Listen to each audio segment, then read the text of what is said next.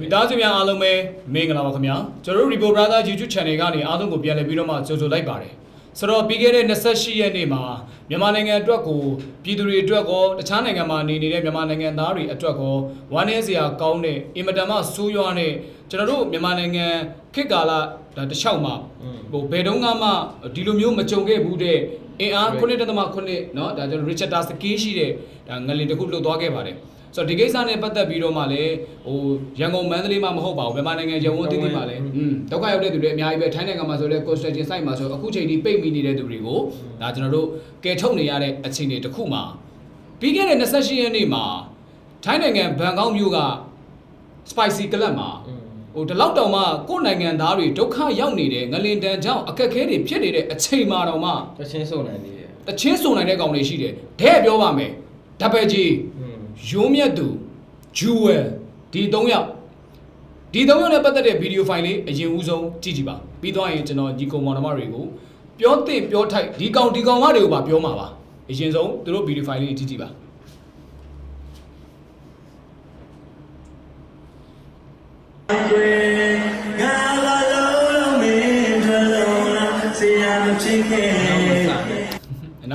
နောက်ဝါစာနဲ့ယနေ့အမတ်မတင်ဖြစ်ပေါ်လာတဲ့တဘာဝဘေးရန်တွေရဘာဖြစ်တယ်ညာဖြစ်တယ်ပေါ့ဗျာ organizer တင်းမှာများစွာစင်မကောင်းဖြစ်တဲ့အတွက်ဒီပွဲလေးကိုဆက်စီစဉ်ရပါတယ်ပေါ့တော့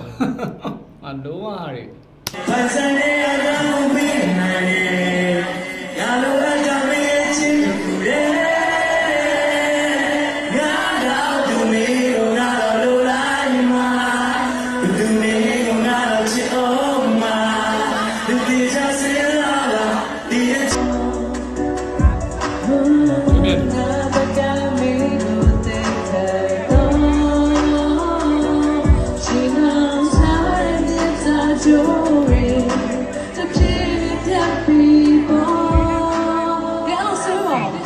လိုင်းလွင်တာတွေမလုပ်ပါနဲ့တဲ့မြန်မာတွေကအရန်စကားနာတော့မလုပ်ပါနဲ့ဗီဒီယိုပါရိုက်ပလိုက်တယ်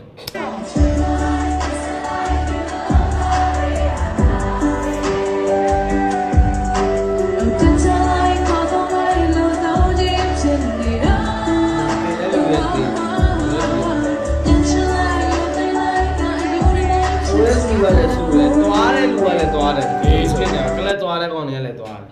ဆိုတော့ဒါကဒီ Christine ဆိုတဲ့အကောင့်ကဒီ Spicy မှာအဲ့ဒီ3ယောက်ဆိုတဲ့ဒီအဆိုတော်3ယောက်လာဆိုတဲ့ပွဲကိုစီစဉ်တဲ့သူလို့သိရပါတယ်ဆိုတော့ကျွန်တော်ပြောချင်တာကဘာလဲဆိုတော့လေခင်ဗျားတို့အမှုပညာသမားပဲဖြစ်ဖြစ်ပွဲစီစဉ်တဲ့သူတွေပဲဖြစ်ဖြစ်ကိုပတ်စံရဖို့ကိစ္စကိုပဲခင်ဗျားတို့မကြည့်ကြပါနဲ့ကျွန်တော်ပြောချင်တာကဘာလဲဆိုတော့ဗျာဒီပွဲခင်ဗျားတို့မဆိုရလို့ဘာမှမဖြစ်တော့ခင်ဗျားတို့ငတ်မသိပါဘူးကျွန်တော်1 champion ရှစ်တောင်မှနောက်ရွှေ့လိုက်တယ်ပြီးတော့ဒီကျွန်တော်ထိုင်းနိုင်ငံဟုတ်တယ်ထိုင်းနိုင်ငံမှာကွာထိုင်းနိုင်ငံမှာချို့နာမည်ကြီးဆိုတော်တွေရဲ့ပွဲတွေတောင်မှရက်ထားပလိုက်ကြတယ်ပြီးတော့ကွာသူများနိုင်ငံသားတွေကကွာ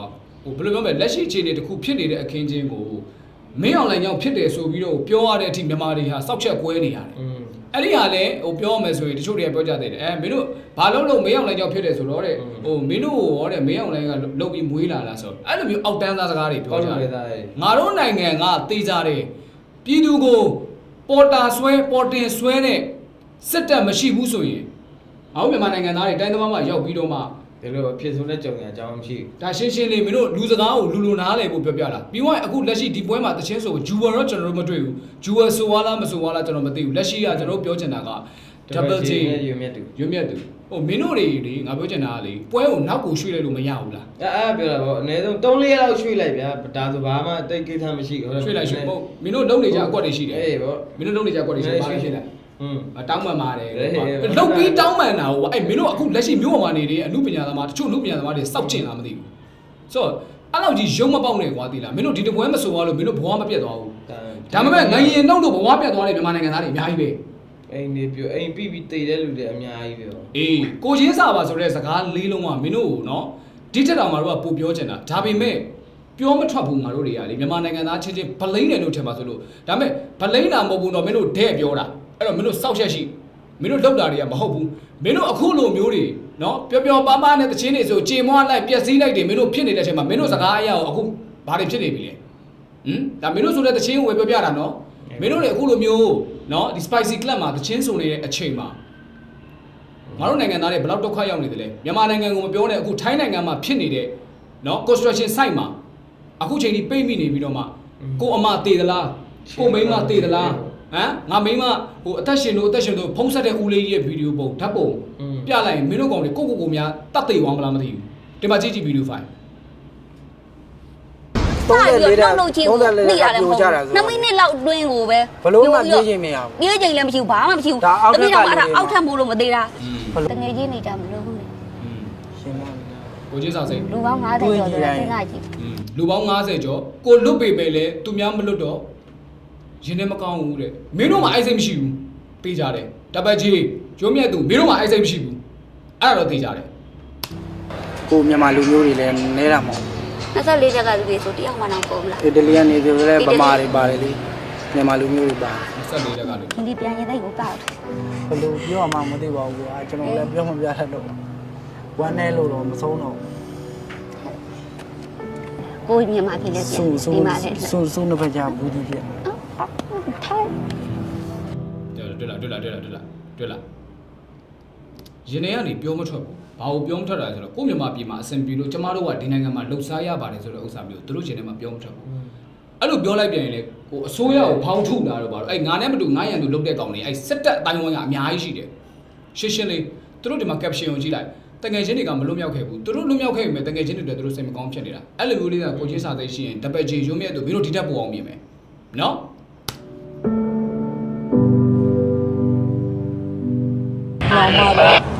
သူ့ရဲ့အလောင်းလေးနဲ့သူ့မျက်နှာလေးကိုတွေ့ချင်မြင်ချင်တာပါလှလှပပလေးညီမတယောက်အနေနဲ့နောက်ဆုံးခီးကိုပို့ပေးချင်တာဆိုတော့အဲ့ဒီအောက်ဆုံးထပ်မှာနေတဲ့အမလည်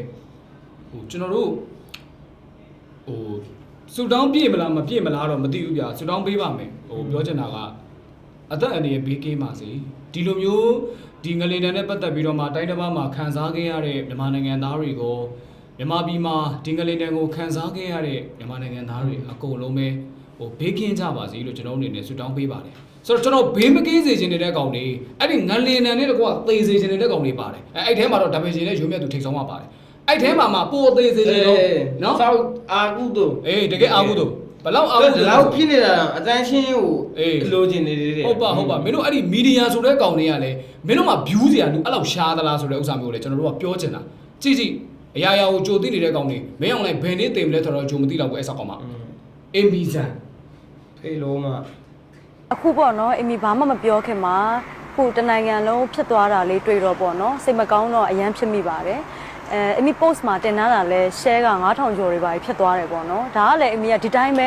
ဒီသတင်းကိုမကြည့်သေးဘူးအခုပြစ္ဆုတ်ပန်တက်တဲ့ကိုပြောတာပေါ့နော်သတင်းကိုမကြည့်သေးပဲနဲ့ဒီတိုင်းတင်လိုက်တာနင်အဲ့တိုင်းတင်တာနင်ကို share ပေးတဲ့လူတွေကနင်ကိုသဘောကျတယ်လို့ထင်နေတာလားဟမ်နင်ကိုချိန်ဆနေတာတင်မတွေ့ဘူးလားဆောက်ပေါက်လို့ပဲသားဟမ်အနုမေယသမားလုံနေပြီးတော့မှကို့ပြိတ္တကဘာပြောတယ်ဆိုတဲ့ဥစ္စာတော့မှနင်တို့ like ကြည့်မဲ့ပုံလည်းမပေါ်ဘူးဘလို့ကောင်မတွေလည်းမသိဘူးနင်ကမြန်မာအိုက်တော့မဆိုခင်တည်းကသေွားမှာငလင်လောက်ကိုပြောမနေနဲ့ဒီနေ့လည်းတကယ်ဒေါသအရန်ထွက်ခဲ့တယ်ထွက်တော့မှဟဲ့ငါဒေါသထွက်တိုင်းငလရင်ရလှုပ်နေပါလားပေါ့နော်ရက်ဆွဲလေးနဲ့ဒီလိုတင်လိုက်တဲ့အချိန်မှာအဲ့လောက်ထိ share ပြီးတော့အဲ့လောက်ဖြစ်သွားမယ်ဆိုတာအမေရည်ရွယ်ချက်နဲ့ရေးခဲ့တာမဟုတ်ဘူးဆိုတာကိုကနဦးပြောချင်တယ်ပေါ့နော်ဒါပေမဲ့ဒီငလရင်နဲ့ပတ်သက်ပြီးတော့အမေက2024 6လပိုင်း14ရက်မှာ TikTok မှာအမေတင်ထားခဲ့တယ်ဆိုတော့အဲ့ဒါကြီးကငလျင်ဘေးလဲတတိုင်းပြည်လို့ရှောင်ရှားနိုင်ပါစေရှင်ဆိုပြီးတော့မှရေဘေးချိန်မှာအမေတင်ခဲ့တယ်ပေါ့နော်အဲ့ဒီဟာကြီးကအခုတကယ်ဖြစ်ခဲ့တယ်ဆိုတော့ဘယ်လိုပြောမလဲအမေကတော့ဟိုဒီလောက်အမှန်တိုင်းပြောလို့ရှိရင်အမေရင်တဲ့စကားကိုပြောရမယ်ဆိုရင်အခုတင်တဲ့အချိန်မှာအမေကိုပေါ်ပင်လုပ်ပြီးတင်တယ်ဆိုပြီးတော့မြန်မာအိမ်တော်ကတွေလည်းအမေကိုဆက်လာတယ်ဒါပေမဲ့စိတ်တွေကမှန်သောတစ္ဆာကိုဖျားမှာဖြေနေတယ်အမေပေါ်ပင်လုပ်တာတစ်စက်မှမရှိဘူးအမေကိုနေ့တိုင်းဆဲတယ်ဆိုတယ်ပြောခံရတယ်ရှိတယ်ဒါပေမဲ့အမေရဲ့ fan တွေကနေလွဲပြီးတော့ပေါ့နော်လူတိုင်းကိုသိချိုးပြီးဝလုံးရှင်နဲ့ပတ်ရမ်းတာလည်းမဟုတ်ဘူးဒါပေမဲ့တချို့ကအမေချောင်းကိုမသိသေးတဲ့လူတွေကကြတော့ပြောတယ်ဒီဟာကိုအမေနောက်တစ်ခုတက်သေးဖြစ်နေအမေထူဆန်းစွာနဲ့ခုပြခဲ့တယ်ပေါ့နော်အမေရဲ့ Amazon official TikTok မှာကြည့်လို့ရပါတယ်2024 6လပိုင်း14ရက်နေ့ကတည်းကအဲ့ဒီငလျင်ရှိတယ်ငလျင်ကိုရှောင်ရှားနိုင်ပါစေဆိုအမေကိုတိုင်ကိုမှတင်ပေးခဲ့တယ်ပေါ့နော်အဲ့ဒါလေးတော့တက်သေးဖြစ်နေတော့ရှိခဲ့ပါတယ်ဟုတ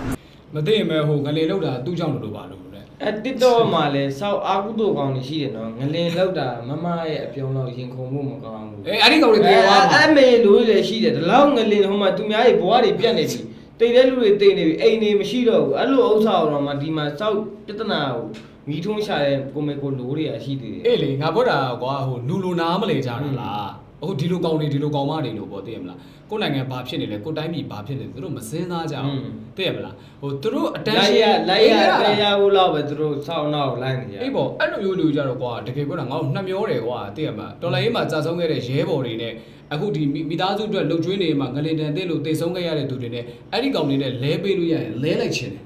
တကယ်စောက်ကြက်တရီကိုတော်တော်ကြီးကိုတုံးတာပါရိုးရိုးတုံးတာမဟုတ်ပဲတော်တော်ကြီးကိုတုံးနေတာကွာကျွန်တော်လက်ရှိမြန်မာနိုင်ငံအခင်းချင်းရလဲပြောမှဆိုရင်တဘာဝဘေးရနေရဆိုတာဒါဟိုကျွန်တော်တို့ဟိုဘယ်လိုပြောမလဲဟိုမင်းအွန်လိုင်းကြောင့်ဖြစ်တာလို့တော့ကျွန်တော်အနေနဲ့ဗျာဒါရှေ့မှာကျွန်တော်တို့ပြောခဲ့ဘူးလေသို့ပေမဲ့တဘာဝတရားဆိုတာမျိုးကတဘာဝဘေးဒဏ်ဆိုတာမျိုးကကြိုတင်မှန်းဆလို့မရအောင်အဲ့ဒါကိုယ့်အနေနဲ့ကြိုတင်ပြီးတော့မှကာကွယ်လို့ပဲရမယ်အဲသို့ပေမဲ့လည်းအခုလိုမျိုးဖြစ်လာတဲ့အချိန်မှာတော့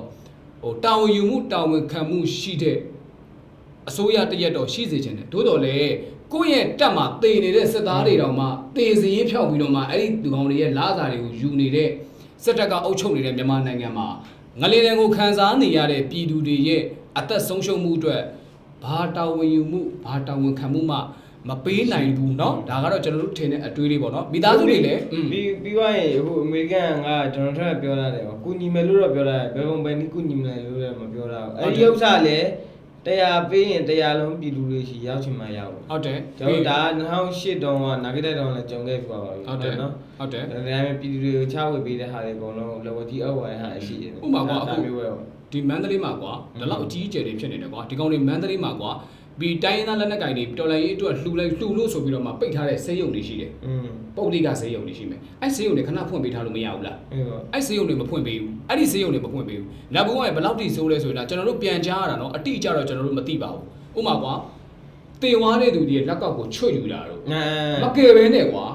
တေဝါရဲ့လက်ကောက်ချွတ်ယူတာတော့ဖုံးနေယူသွားတာတော့အိတ်တွေယူသွားတာတော့မသိရင်ပဲကယ်ဆယ်ရေးလုပ်တယ်လို့ဘာလို့လဲခင်ဗျားတို့အဲ့စောက်စိတ်တက်တွေပြင်ကြပါတကယ်ပြောလားခင်ဗျားတို့အဲ့ပုံစံတိုင်းဆက်သွားမယ်ဆိုရင်ခင်ဗျားတို့ကဒီမိုကရေစီတော့ရမယ်ဒါပေမဲ့ခင်ဗျားတို့ကလီးဒီမိုကရေစီပဲရလိမ့်မယ်ဒါကျွန်တော်တို့ပြက်ပြက်သားသားပြောတာတချို့အရာတွေမှာလူသားဆန်ဖို့လိုတယ်ငါတို့ဒီနိုင်ငံမှာလက်ရှိပြကျွန်တော် TikTok မှာကျွန်တော်ရိုက်လိုက်တယ်ငါတို့နေတဲ့ထိုင်းနိုင်ငံမှာအစိုးရကသူတို့ပြည်သူပေါ်မှာတာဝန်ယူမှုတာဝန်ခံဖို့ရှိတယ်လို့ပြောလိုက်တဲ့ပုံမှာအဲ့တချို့ကောင်တွေကဘာသာပြောလဲဆိုတော့ထိုင်းမှာတပုံမရှိဘူးလေအေးဟုတ်တယ်ထိုင်းမှာတပုံမရှိဘူးဒါပေမဲ့ငါတို့နေတဲ့ထိုင်းနိုင်ငံမှာလည်းအာဏာယူမရှိဘူးလို့အဲ့လိုမျိုးပေါ့တဲ့လားဒီလိုမျိုးတော့ပြရတာပေါ့နော်ဆိုတော့ဒီဟာလေးနဲ့ပတ်သက်ပြီးတော့မှကျွန်တော်တို့အဆုံးသတ်ရမယ်ဆိုရင်ဒီငလင်တံမှမဟုတ်ပါဘူးတဘာဝဘေးအန္တရာယ်ကတ်ကြီး၃ပါးနော်လောလောဆယ်ကတ်ကြီး၄ပါးပေါ့မင်းအောင်လိုက်ပေးတဲ့ဓာတ်တွေပါပါတယ်ဆိုတော့နော်အဲကတ်ကြီး၄ပါးကိုခန်းစားနေရတဲ့မြန်မာနိုင်ငံသူနိုင်ငံသားတွေအကုန်လုံးပဲဘေးရန်ကင်းရှင်းပါစေအသက်အန္တရာယ်တွေကင်းရှင်းပါစေနော်ညီလေးကမင်းရဲ့ဒီထားပါတော့ညီကအစ္စလမ်ဘာသာဝင်ဆိုတော့ငါညီကမင်းအစ္စလမ်ဘာသာဝင်တွေဆိုတော့အကိုကဗုဒ္ဓဘာသာဆိုတော့ဗုဒ္ဓဘာသာဝင်တွေဆိုတော့ကျွန်တော်တို့တနိုင်ငံလုံးသွားဆူတောင်းပေးအကိုကပြီးမှငါတို့နှစ်ယောက်ကတနိုင်ငံလုံးစာဘာသာဝင်အကုန်လုံးစာဆူတောင်းပေးမယ်နော်အဲဘေးဆူတောင်းပေးလိုက်ကျွန်တော်အဲ့လိုအများကြီးတော့စုမတောင်းပေးတတ်ဘောဟောဖြစ်ထိပြီးသွားရင်လည်းအမြန်ဆုံးတက်တာပါသေးပေါ့နော်တရားပြင်းထန်ထန်မရပါသေးနဲ့လုံးဝမထိတဲ့လူလည်းထပ်ပြီးတော့ငလင်ထက်လုံးမယ်လို့ပြောတာလေထပ်ပြီးတော့ဒါမျိုးထပ်မဖြစ်ပါသေးနဲ့လို့ပဲကျွန်တော်ထပ်စုတောင်းပေးရပါအကိုပြီးခဲ့တဲ့တစ်ခေါက်ကအခုဒီပြီးခဲ့တဲ့ရက်ကဒီနေ့ပေါ့ကွာဒီနေ့တင်ထားတဲ့အထဲမှာဆိုတို့တာစီယပလီမန္တလေးမှာလည်းပလီပြိုကြမန္တလေးမှာဆိုကျွန်တော်ရဲ့အတော်တယောက်ရှိရောသူကပလီနဲ့ဒီလိုကက်ရက်မှာနေတယ်သူ့အိမ်တစ်လုံးမှာပါသွားတယ်သူတို့အိမ်မှာပြိုကြသွားတော့ပလီနဲ့ပေးမန္တလေးကပလီတစ်လုံးလည်းပြိုကြတယ်ဆိုတော့အစ္စလမ်ဘာသာဝင်တွေကောခရစ်ယာန်ဘာသာဝင်တွေကောဘာသာပေါင်းဗုဒ္ဓဘာသာဝင်ဟိန္ဒူဘာသာဝင်အကုန်လုံးဒါငလင်တန်ကိုခံစားခဲ့ရတဲ့လူမျိုးဘာသာမရွေးနော်ဒီအန်ဒီယန်ကနေပြီးတော့မှအမြန်ဆုံးကင်းလို့ကြပါစေကြော်လာနိုင်ကြပါစေလို့စစ်တောင်းထဲမှာကျွန်တော်တို့ Rebo Brother YouTube Channel ရဲ့ဒါတင်ဆက်မှုကိုအားလုံးပဲဒီများနဲ့နားခွင့်ပြုပါခင်ဗျာ